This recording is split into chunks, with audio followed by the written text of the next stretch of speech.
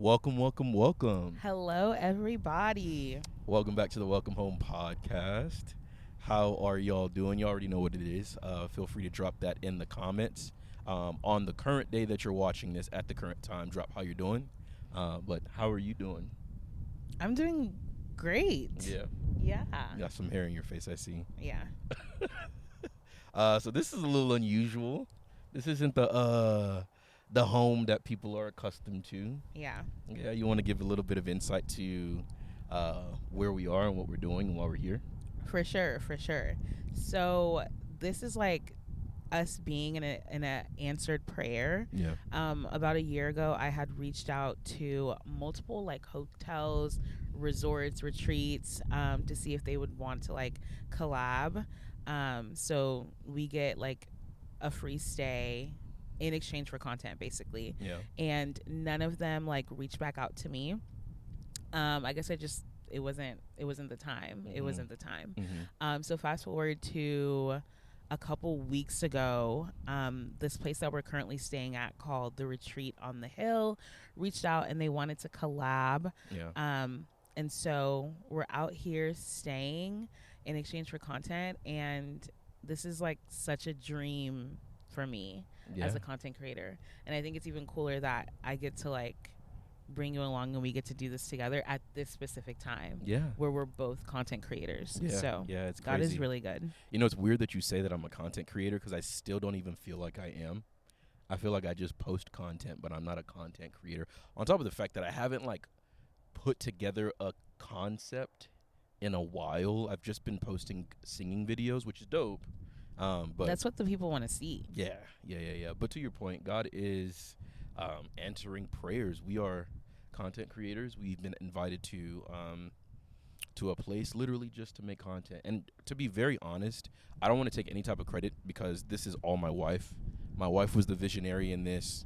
My wife was the one who had the foresight as it relates to this. And so I'm just grateful to God for you and for her and for all the Lord is doing through her, the exposure that the Lord is giving her, and that most importantly, she is representing Christ. I don't know if you mind me sharing this, but when she started on her journey in content creation, it was really in college, but it kind of ramped up when we got married. And I take that back. Certain types of content ramped up, I would say. Yeah. And I remember just having conversations with her when we were engaged that at the time, honestly, were tough conversations because I was like, I don't know if I was the bearer of bad news or I don't know how she felt about that. Maybe she can give more insight to it. But I was just like I don't see the point in social media for selfish gain, right? A lot of the rhetoric was, how are you different from anybody else? How are you different from these influencers that you like or people see, even the Christian ones? How are you different? Like, it needs to be abundantly clear that you are a child of God, and this is the vehicle that the Lord wants to use to receive all the glory, right? And I remember at the time it was a tough conversation.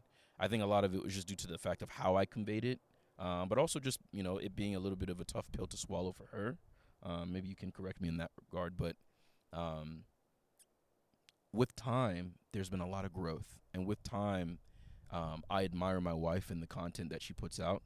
Thank you. I genuinely tune into my wife. I've told her this, and I said this in the last episode. Like, it's just seeing another vantage point of the same life that we live, and her viewpoint, how she feels about it. It's really dope. So, yeah, that's my spiel. Thanks. I don't think that it was like a hard pill to swallow because I don't think that I was ever like, well, not ever.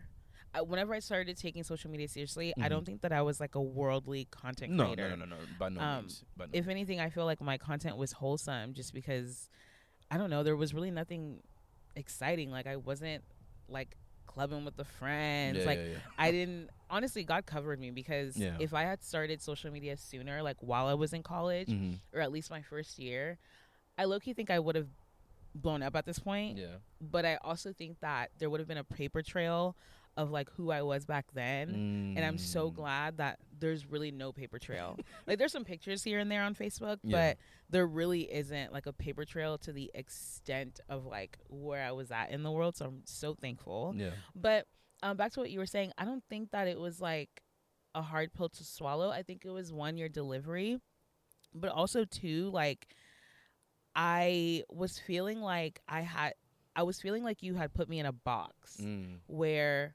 okay, like I am a Christian. I do talk about God. I guess it's just like not blatant. So does he want me to like create sermons on my page? And I don't think that every Christian creator needs to go about it that way. Yeah. I think to a certain extent, my content is my daily life, but maybe like the caption has like a message that I felt like God wanted, you know, people to know, or I'm doing something so mundane and like the voiceover is speaking about, you know, Christ. But I think that that's like the art of storytelling though, as a creator, as a Christian creator. But yeah, I just kind of felt like you were like putting me in a box and I had to be something that I knew I never wanted to be. Like I don't want to be a minister of the word. I'm saying that I don't want to be a minister. Don't put me on a pulpit. Don't put me on a stage. Like that's not where my arena is, and I'm okay with that. So yeah, I think it was just more so delivery, and then feeling like this dude who doesn't even like social media is talking to me about social media, and I feel like he wants me to be someone I'm not. But I think that I've finally found my footing, and I think you understand my place too. I mean, I think what you do now is literally what I envisioned. I think, and you know, I'll say this candidly, I think a lot of the times whenever I'm saying something, either because of like the passion behind what I'm conveying, or you know, the level of emphasis that I'm putting on a particular thing, it's easy to interpret it as something extreme. Never once did I expect you to sit on a platform, any platform on social media, and be, you know, spitting sermons. I personally don't necessarily even want to do that myself. The way that I like to convey messages that I believe are scriptural, are, you know, faith-based, they're not even like that at all. Right, and I think you can see that in my content. And so it wasn't a thing of like you need to wear a head wrap and, you know, and put your hands together. It wasn't any of that. It was, I think at the time, I would say candidly, I just wanted more of Christ to be seen and less of you. Does that make sense? And I think God can use you as the billboard, right? But you're the billboard, as in you're the blank canvas, and he paints on you, not like we heard this song earlier this week in the leadership meeting. Are people coming to the church and are they seeing my name on merch, or are they seeing Jesus's name? You feel what I'm saying? And I'm not, again, I want to be abundantly clear. I don't think it was like Bernice and all this weird stuff or all this vain stuff. That's not what I'm saying. I'm just saying that I think when people leave that page, they should leave thinking about life beyond the physical. They should leave thinking about certain topics and subject matters that will move them to want to find the answer in the Lord, right? And I felt like it was just nice, wholesome content. That's all it was, in my vantage point. I don't know if I agree with your second point on that. I think that that is still putting people in a box. There are, for example, Christian creators that are in the realm of fashion, and they convey their message, right? Like I know a bunch of Christian creators that are girls that like their whole thing is like modesty. Yeah. And you know, they do the Bible verses here and there, but I'm not gonna lie, I don't leave their page like contemplating whether or not, you know, am I in right standing with the Lord? And I don't think that that's necessarily wrong. I think that just like there are many like parts of the body of Christ, Christian content creators can look different. And I'm not talking about like the ones who just slap Christianity and their content is like so far left that you're like, how are you at the club every single weekend and you call yourself a content creator? How are you half naked? How are you so vulgar in speech and you call yourself a Christian content creator? I'm not talking about those. I'm talking about like the ones that like you see that there's actually an emphasis to Christ.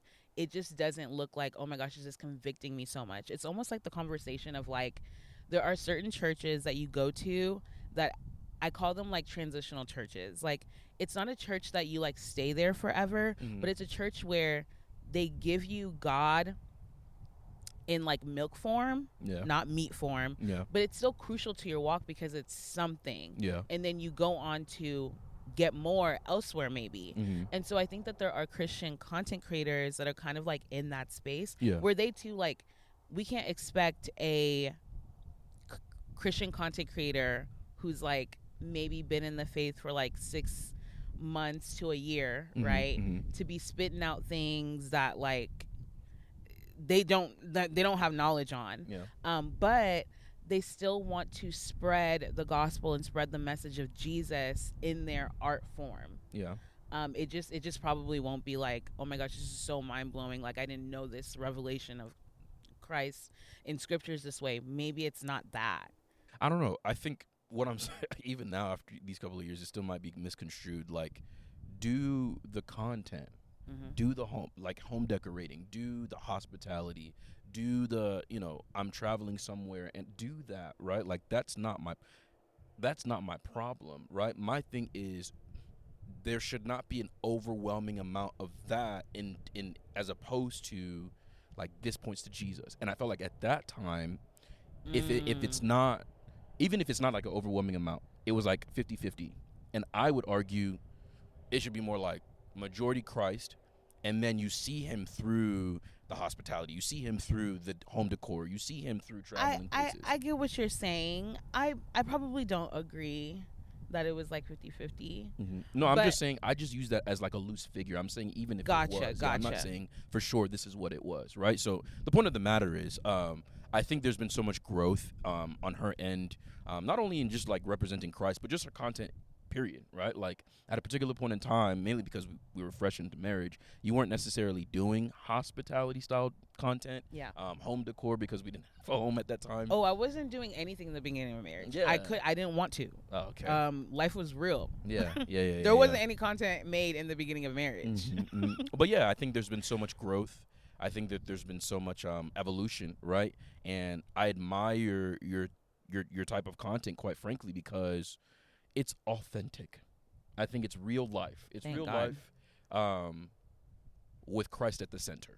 Amen. And I think that's the most important thing. That's what I was trying to communicate. I understand that communication is multifaceted and it needs to grow all times. But that's ultimately what I was trying to communicate. And I think that is what has been achieved. And a lot of the reason why we're here in this position, the Lord has used you in that regard. So I want to give you your flowers in that regard. I want to prop my Thank wife you, baby. up for people, not only for people to see, because I believe I try my best to communicate with this, and I'm growing at communicating that with you, but just making sure that you get your flowers in this position, because we're not here because of really anything that I did.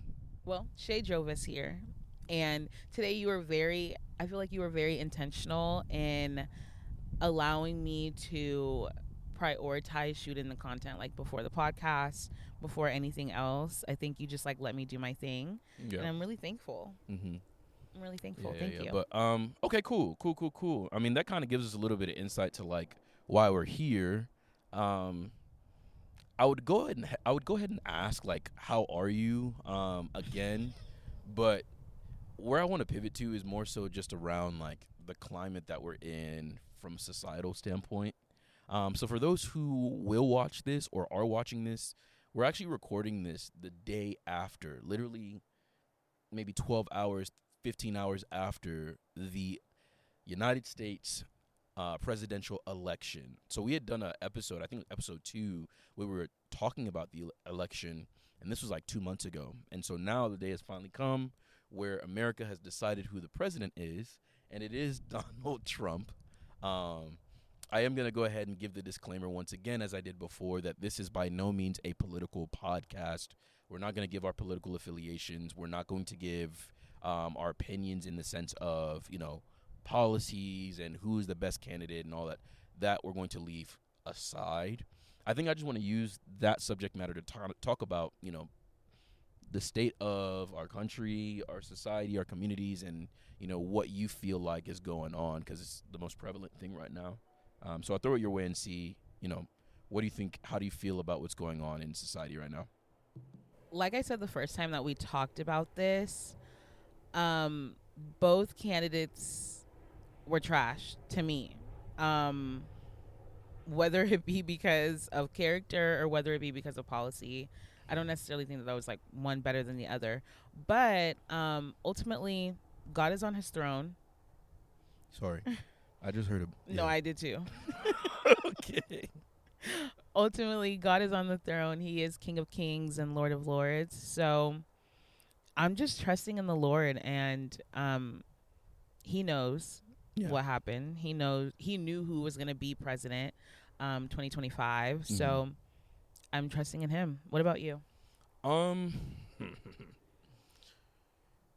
I had a conversation with my sister yesterday, and my sister, as I've mentioned, is in college. She's the last born, and right now I'm of the mindset that she wants to go into law and become an attorney, practice law when she graduates. That may change. That's why I'm saying that like that. But I was having a conversation with her yesterday, and my wife can attest to this. Like, although it was a amicable conversation, like we didn't leave upset or angry at each other, you could hear the passion, the level of disagreement.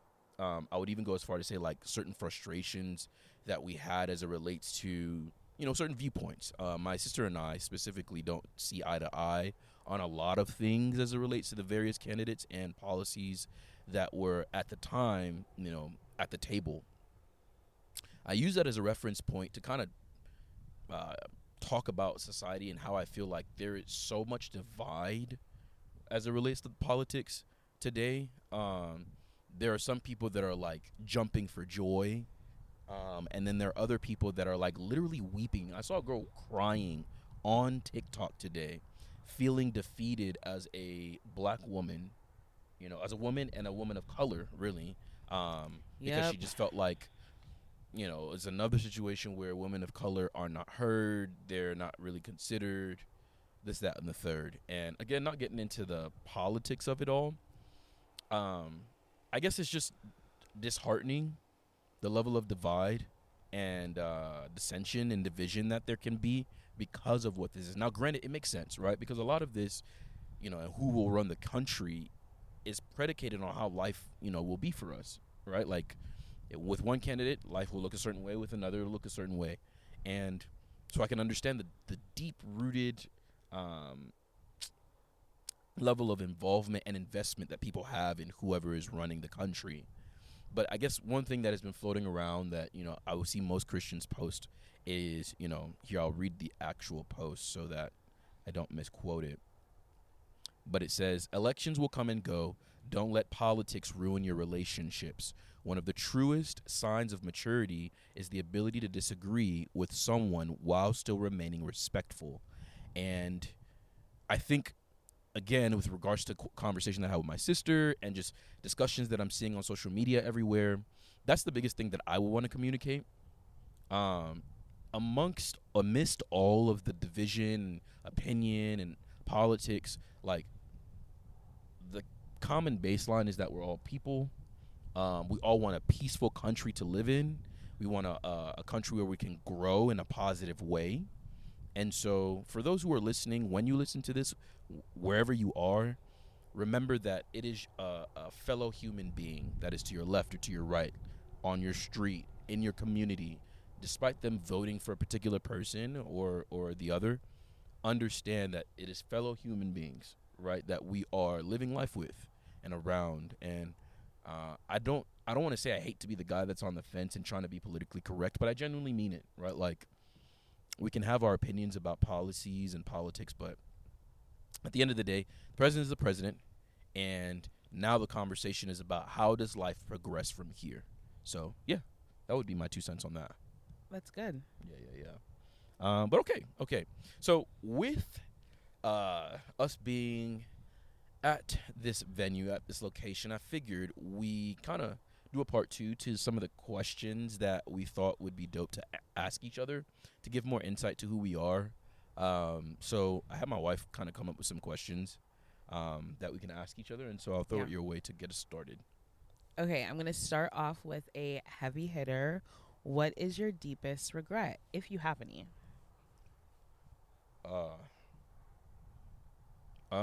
My deepest regret, and I mean, I'm just gonna say this for anybody that thinks this is a religious answer, is honest to me. I'm sorry if it sounds religious, I guess. my deepest regret is misrepresenting Christ. To get a little personal, just because it's the whole essence of these questions. I've struggled with lust.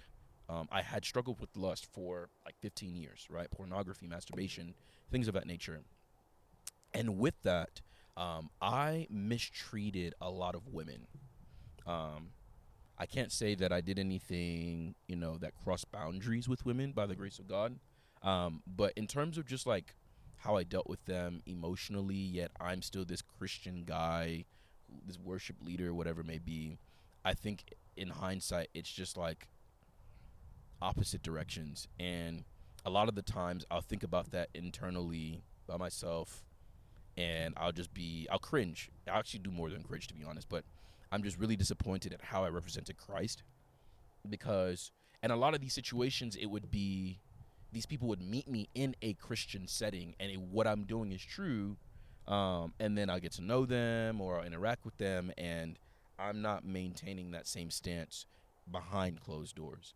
And so that's probably like biggest regret, just misrepresenting Christ in that way.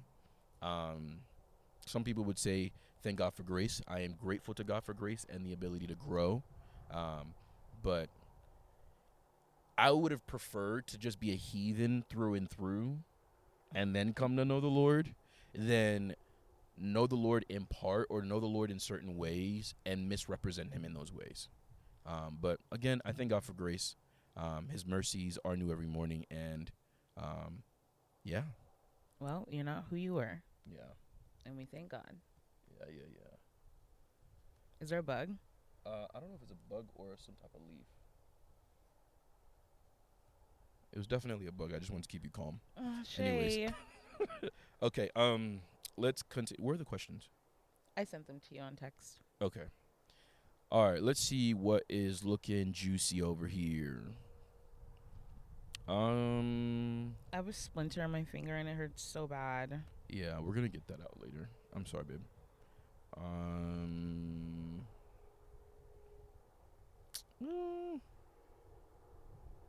You don't like my questions? Okay, I guess we can get into what is your biggest or best green flag? You don't have to go in order. You know that, right? Yeah, no, this is in order. My green flag, my green flag is I know how to host somebody in my house. No, a green flag is something that you see in somebody else. No, I thought you were asking me about my green flag. Yeah, so what would be considered a green flag to you? Like in regards to in somebody else? Oh, in somebody else? Because you know how like they ask you, what's your red flag? Isn't that like, but these questions, what is a red flag to you? Okay, I'll answer Right? it how you were thinking. Okay.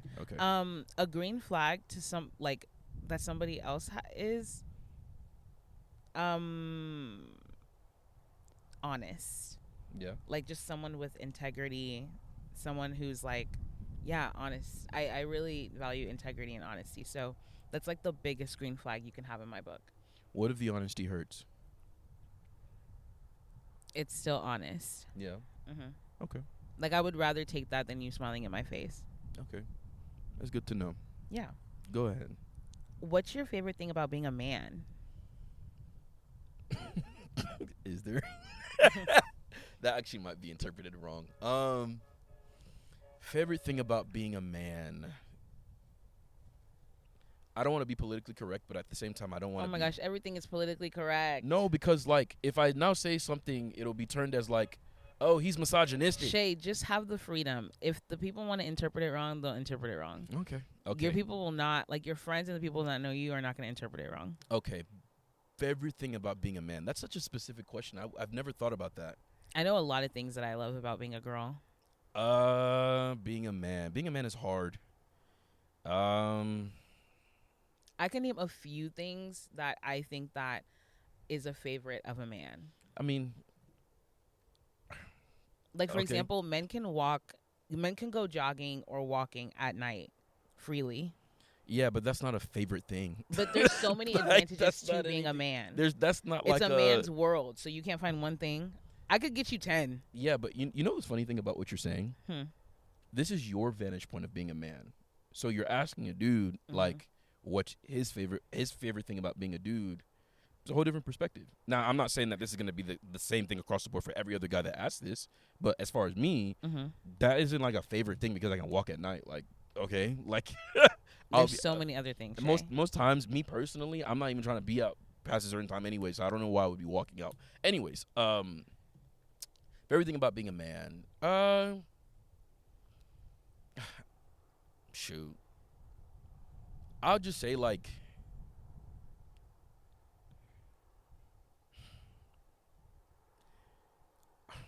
I would say that there's a need for me in society. I guess I don't know. Like I'm not just a prop, Like I'm useful to society in a lot of ways. I would say that's a favorite thing. Like I have worth and value. I mean, not necessarily in the things that I can do, but because I can add to society, there are things that I can contribute that are positive, that help it grow, protect it, provide for it. I guess I would be a favorite thing. But that in itself is also multifaceted because there are a lot of things that are not great about that either. So I could say a girl would say the same thing. She's of use to society. yeah, I mean, but you're asking me like it's really hard to see like favorite thing about being a dude.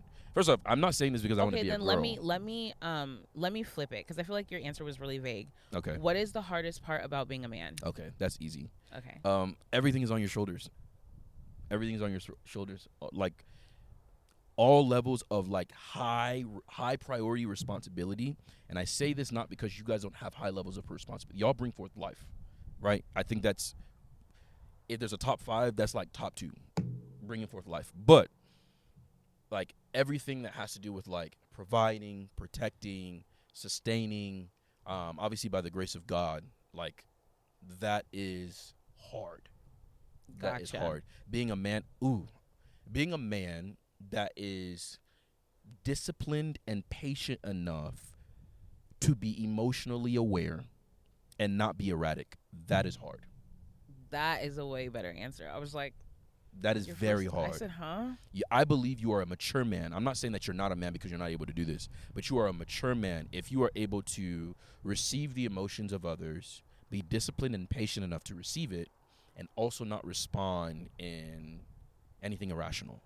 I think you're very mature, and I think That's that in good. itself is very, very difficult, requires time and growth, and so yeah. That's good. Yeah. What is one thing people misunderstand about you? I think that's a really good question. One thing people misunderstand about me, gosh, I think people think that I'm. I think people think that I'm like. How can I describe it? I'm an extrovert, but I also believe I'm an introvert. And I think people think that I'm always on, meaning like, oh, like what they see online, it is what you're going to see in real life. But I think for the people that know me, they know that I'm not this like, like I don't think that I'm that most of the time. I think that I'm actually like to myself in my house, like, does that make sense? I think there should be some clarity provided for this because Okay. I would argue that like 90% of the people that meet you would say otherwise. I think you're trying to say with regards to, and you can correct me if I'm wrong. I think you're trying to say with regards to relationships, not necessarily personality. I think as it relates to personality, you're typically like, hey, how are you doing? Like we just went somewhere.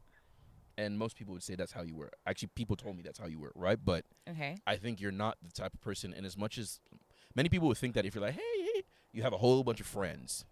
Yeah. And that isn't necessarily the case. Yeah. Okay. Yeah. Like in relationship, I think that because there's like a persona that I have, that they expect that in relationship too, like in like close relationship, but I'm actually not that person. I will probably not talk to you weeks, maybe months on end. And I don't know, I'm more like reserved with not reserved, but I'm more like, I don't feel like I have to be on with my friends. And so maybe that's like something that's like misunderstood.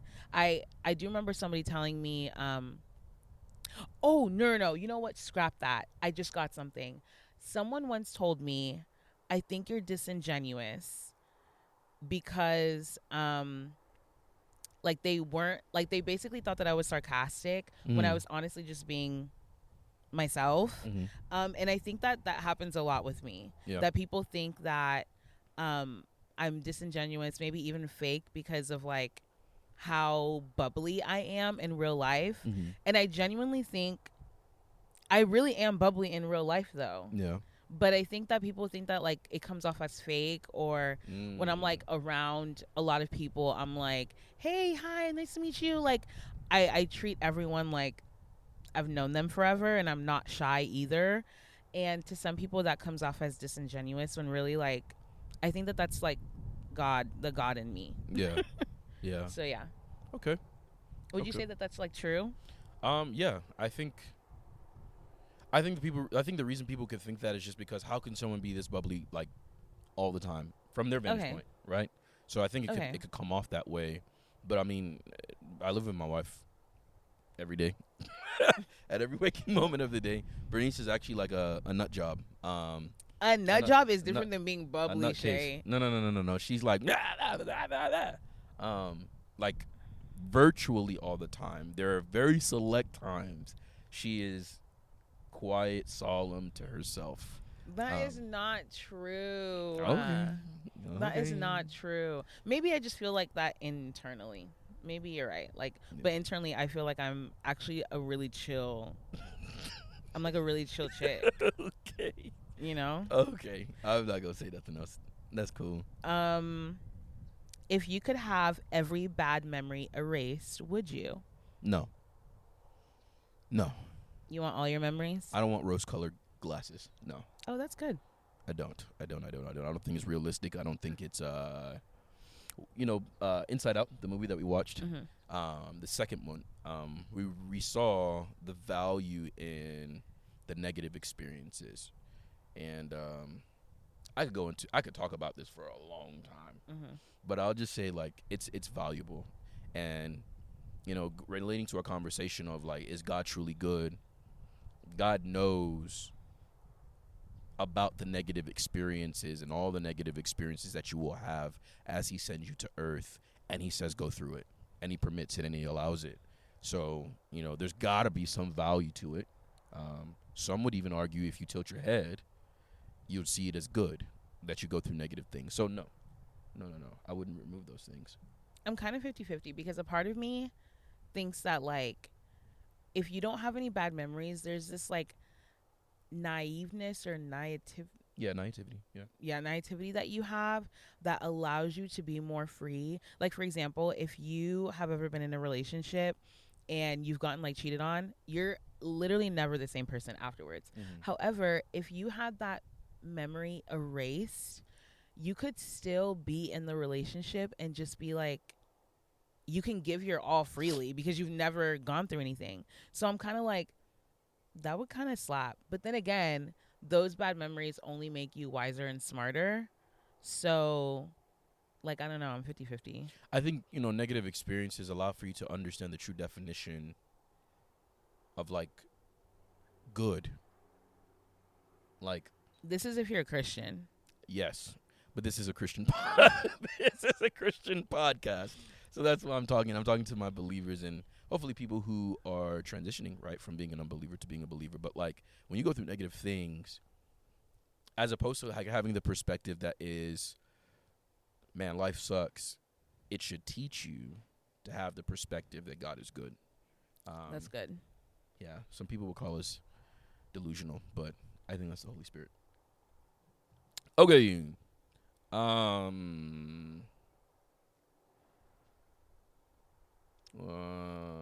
What's more difficult, saying you're sorry or someone saying they're sorry to you? Dang. Someone saying sorry to me, I don't think is difficult. In fact, I want my apology. But I think that after they say sorry, then it's like your job to like forgive. So like that's hard. But is forgiving harder than just saying sorry? Yes, it is. I would say someone saying sorry to me. Like, I think that for me personally, they're both hard. Yeah. Depending on what the topic is for me. Mm-hmm. But I think it's harder for me to forgive, because at a certain point I'll just, if I want the conversation to be over, I'm just gonna apologize. Like, that's how it is with my mom. Like, let me just apologize. However, if you really scarred me and now I have to like move towards reconciliation and forgiveness, and I'm really hurt and I don't want to, that's hard. Yeah. That's hard for me. Yeah. What would you think? Sorry is like one of my most used words in my vocabulary. Like, if God kept a tab of all the words that you've said in your life and how many times you said a word, I feel like that word is up there, top 10 for sure. So I wouldn't say that's difficult. I mean, to our episode last week, forgiving folks isn't necessarily the easiest thing for me. Mm-hmm. So I would agree with you in that regard. Okay. Yeah. My question for you is, if you could choose between living a long ordinary life or a short life filled with distinction, which would you choose?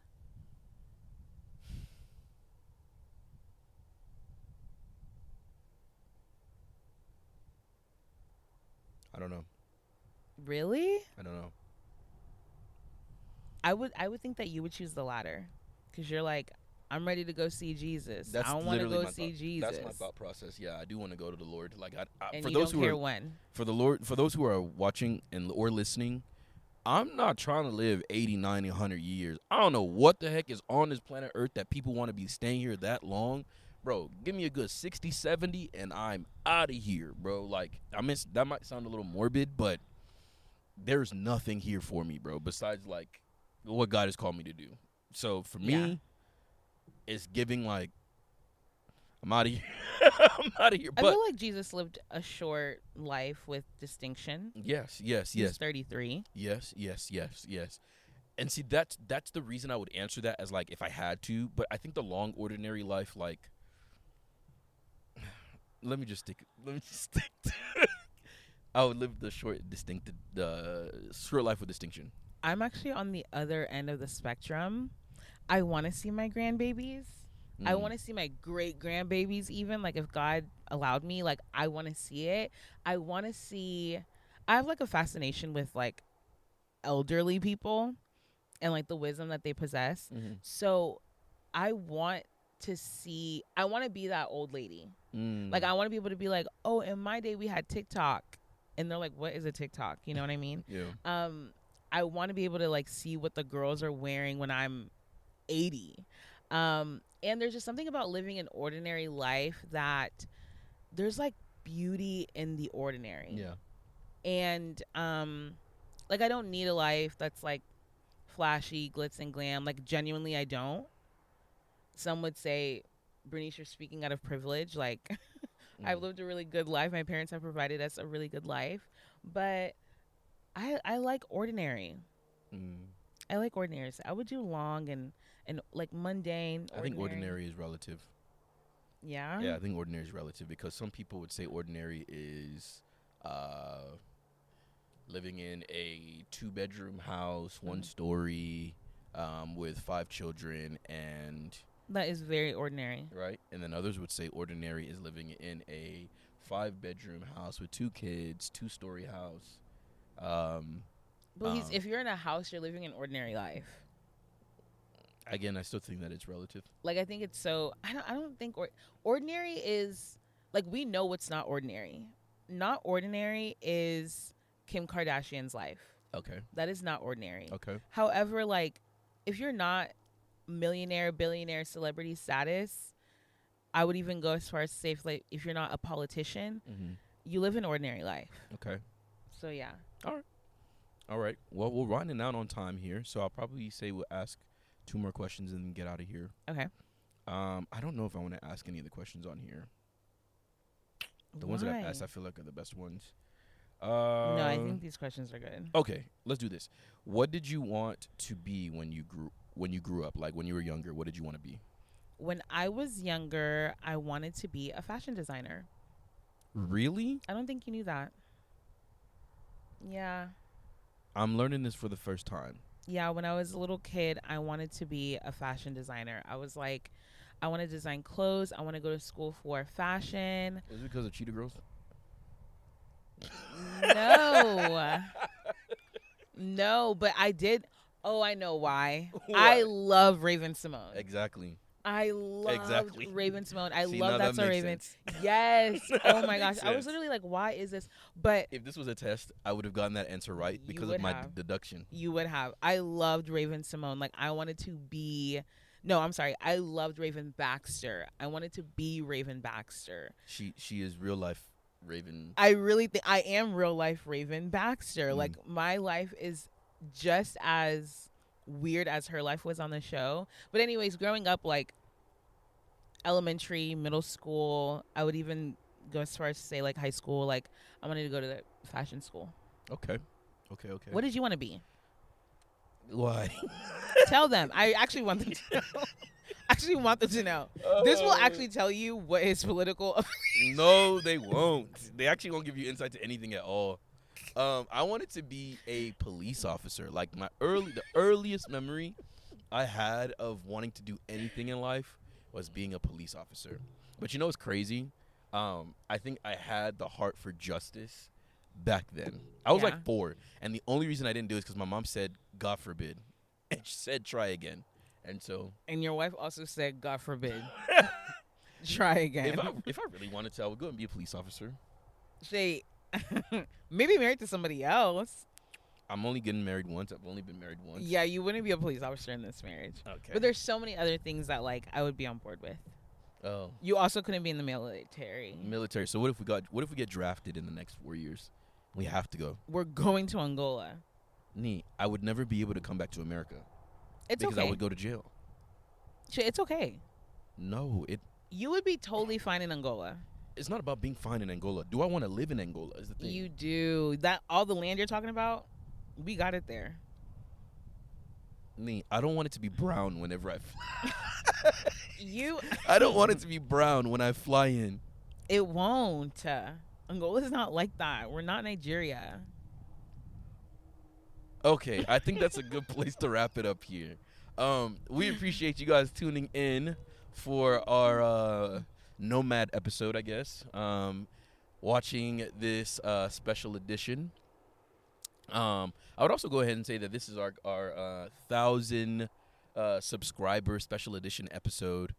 We also just want to go ahead and say thank you, a huge thank you for everybody that has tuned in.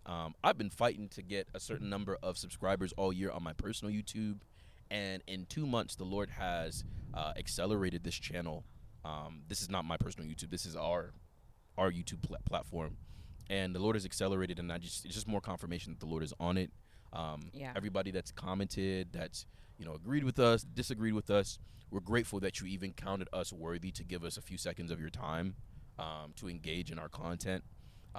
Season 1 is wrapping up soon. I think we have 2 more episodes after this, and we're just grateful to God for what he's going to be doing in the future. We're excited, and I'll also give you the opportunity to say anything if you want to say anything. Yeah, I just want to echo your thank you. We couldn't be more grateful for the response that we've gotten, positive and negative. Yeah. I love when we get messages, texts, DMs of people that are saying, they watch our podcast with family and friends or their person, and they have dialogue along with us, and how certain topics have really gotten them to think more about their relationship with Christ, most importantly. And I just thank the Holy Spirit for being a mouthpiece in those like really tough conversations that we've had on the podcast. And so I'm thankful for y'all. And I thank Jesus Christ for what he's doing here. Yeah. But y'all already know where to catch us on Apple or Spotify podcast. If you are a viewer, more of a visual person, you can watch us on YouTube as well. Once again, we say a huge thank you. And without further ado, bye. Welcome home.